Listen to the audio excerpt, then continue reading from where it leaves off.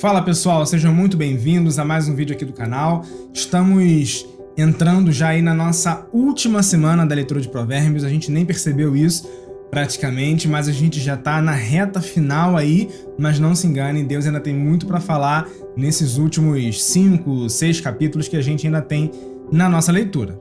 Então, fica ligado, não deixe de assistir, se você ainda não assistiu algum dos anteriores, pode correr lá para assistir, que tá tudo aqui no canal, tudo gravado direitinho, e para você poder aproveitar melhor, aproveitar ao máximo a leitura do livro de Provérbios. Então, sem mais demora, vamos para o capítulo 25. Hoje a gente vai falar sobre um assunto acerca do qual todos nós temos muito o que aprender: o tempo. Você se considera um sujeito apressado?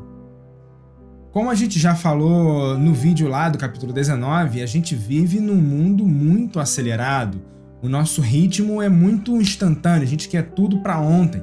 O fato da gente estar inserido nesse universo digital faz com que a gente espere que as coisas aconteçam com um clique. E a gente sabe que nem sempre dá para ser assim na vida. A gente precisa aprender que, na maioria das vezes, o mundo não gira no nosso ritmo. Ontem a gente citou esse versículo do livro do Eclesiastes. Tudo tem o seu tempo determinado e há tempo para todo propósito debaixo do céu. Eclesiastes 3:1. Em todo esse terceiro capítulo de Eclesiastes, o pregador ou mestre, que é como o autor de Eclesiastes se intitula, se refere a ele mesmo no livro, e parênteses, esse autor que muito provavelmente foi o rei Salomão, também autor de boa parte dos provérbios, ou pelo menos quem compilou a boa parte dos provérbios que estamos lendo. Fecha parênteses. O pregador, ao longo do capítulo 3, ele discorre acerca da relação do homem com o tempo e das suas limitações, das limitações do homem com relação ao tempo, e ao mesmo tempo compara com a grandeza de Deus a esse mesmo assunto. Seguindo esse versículo 1 que a gente leu agora, ele faz algumas comparações entre coisas positivas e negativas que fazem parte da vida, como por exemplo, há tempo de nascer e tempo de morrer, tempo de plantar e tempo de arrancar o que se plantou. Eclesiastes 3:2. A gente consegue traçar um paralelo muito interessante entre o capítulo 25 de Provérbios que estamos lendo e esse capítulo 3 de Eclesiastes. Então, inclusive, se você tiver a oportunidade, eu te incentivo a ler também o capítulo 3, porque você vai ver que encaixa bastante.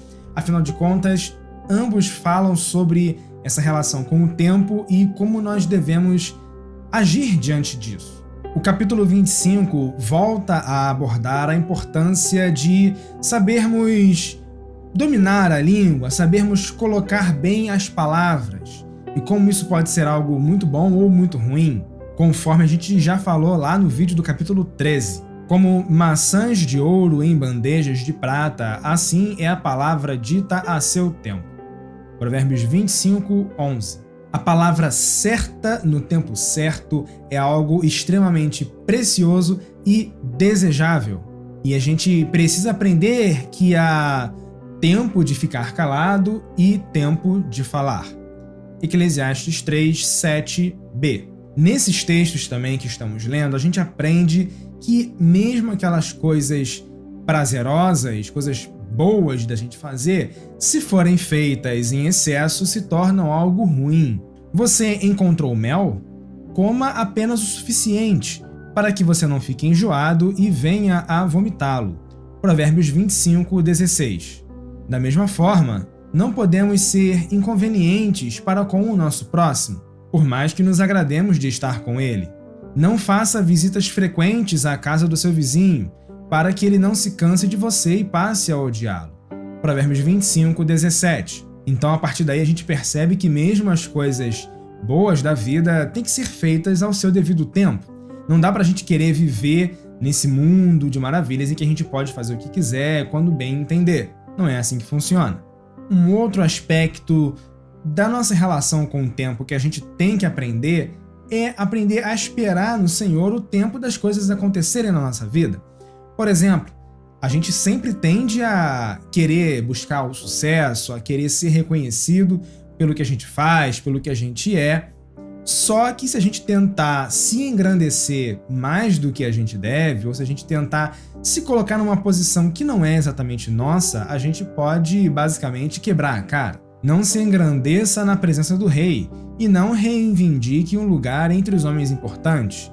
É melhor que o rei lhe diga, suba para cá, do que ter que humilhá-lo diante de uma autoridade. Provérbios 25, 6-7. Então não vamos nos precipitar, vamos aguardar o tempo certo em Deus para que Ele nos exalte, e não nós tenhamos que tentar exaltar a nós mesmos. A gente também tem que entender que existe o tempo de se alegrar e o tempo de se entristecer. Enquanto você está celebrando uma vitória, pode ser que o colega do seu lado esteja lamentando uma derrota. E a gente precisa desenvolver a nossa sensibilidade quanto a isso. Tempo de chorar e tempo de rir, tempo de prantear e tempo de dançar. Eclesiastes 3:4. Se você percebe que alguém próximo a você não está tendo um dia tão bom, não tente simplesmente animá-lo. Às vezes o que ele precisa é simplesmente de um abraço seu ou dos seus ouvidos para poderem lhe dar atenção e não exatamente de um incentivo, como tirar a própria roupa num dia de frio ou derramar vinagre numa ferida é cantar com o coração entristecido. Provérbios 25, 20. A gente está vivendo um tempo em que muitas pessoas estão angustiadas de verdade. Alguns ficam preocupados por não conseguir prover o sustento para a sua casa, outros estão ansiosos porque têm parentes, amigos que estão enfermos, que estão internados e não têm notícias da forma como esperariam, e alguns também choram a perda de entes queridos. Nosso papel é procurar sempre ter a sabedoria e o discernimento que vem do Senhor para poder agir corretamente em cada situação. Como eu disse, pode ser que o seu abraço seja o melhor que você pode oferecer, ou então os seus ouvidos, ou de repente pode ser realmente que você tenha uma palavra direcionada para dar a alguém que se encontra nessa situação. O que importa é a gente saber medir o tempo para cada coisa e não atropelar algo que a gente deveria ter percebido. Alegrem-se com os que se alegram, chorem com os que choram. Romanos 12, 15. Agora, por que será que a gente tem tanta dificuldade em nos conformarmos com a nossa limitação temporal? O pregador de Eclesiastes refletiu sobre isso e ele concluiu que Deus fez tudo formoso no seu devido tempo. Também pôs a eternidade no coração do ser humano, sem que este possa descobrir as obras que Deus fez desde o princípio até o fim. Eclesiastes 3:11. Nós temos a eternidade dentro de nós. O ser humano nunca foi feito para começar e terminar a sua existência nessa vida. Nós fomos feitos para algo maior, mas apenas o Senhor conhece realmente toda a verdade de tudo que se há para conhecer. A gente tem apenas um vislumbre a partir daquilo que Ele faz, daquilo que Ele nos ensina. Sei que tudo o que Deus faz permanecerá para sempre. A isso nada se pode acrescentar e disso nada se pode tirar. Deus assim faz para que os homens o temam. Eclesiastes 3:14. Vamos então aproveitar e desenvolver essa intimidade com o Deus Todo-Poderoso, o Deus Onisciente, Onipresente, que está disposto a nos acompanhar e a nos guiar na nossa caminhada. Ele sabe que a gente não tem a visão macro que Ele tem do tempo, mas Ele quer sempre nos dirigir pelo caminho certo, para que aproveitemos melhor o nosso tempo. Agora, para a gente poder caminhar para o final, muito se tem falado sobre o fim dos tempos, porque a sensação que a gente tem analisando os acontecimentos mundiais é de que realmente o mundo está prestes a acabar. Mas, na verdade, até os apóstolos, um pouquinho depois da época de Jesus, já tinham essa sensação. Não cabe ao homem acertar quando vai ser o fim do mundo. Apenas Deus tem essa informação. Pode ser que de fato ocorra daqui a um mês, ou pode ser que ainda leve 300 anos, 1000 anos, 50 mil anos, a gente não tem como saber disso. Mas o que nos importa é que o nosso tempo no mundo é limitado e nós não sabemos qual é a nossa hora. Apenas essa certeza temos. Todos vão para o mesmo lugar. Todos procedem do pó e ao pó voltarão. Eclesiastes 3:20. Por isso, eu gostaria que você agora parasse e refletisse comigo. Você tem aproveitado o seu tempo? Sente que a sua vida tem valido a pena? Por mais que a gente corra para viver muitas coisas, muitas aventuras em pouco tempo, a gente tem o risco de acabar se perdendo nesse caminho, gastando o nosso tempo com coisas sem sentido, que ao final não promovem a verdadeira alegria. Deus colocou a eternidade dentro do coração do homem porque o seu plano sempre foi viver eternamente conosco. A nossa satisfação só é obtida quando encontramos a Cristo. Apenas Ele pode preencher esse vazio que existe no coração de todo ser humano. Por isso, nessa hora, eu gostaria de orar com você. Se você ainda não encontrou o sentido da sua vida, se você sente que está dando voltas e está apenas perdendo o seu tempo, e gostaria de conhecer a Cristo para poder encontrar essa satisfação que a gente tanto fala. Vamos orar.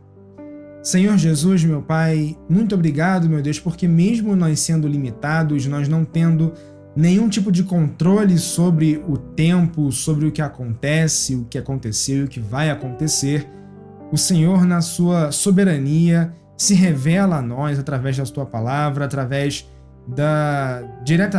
falando diretamente ao nosso coração, meu Pai, e nós temos a certeza que o Senhor é o Senhor do tempo, o Senhor tem o controle sobre tudo, como nós já falamos, o Senhor tem a visão ampliada de toda a história da humanidade, simultaneamente, meu Deus, e o Senhor sabe aquilo que está programado para cada um dos nossos dias, aquilo que o Senhor, na verdade, já conhecia antes que nós nascêssemos.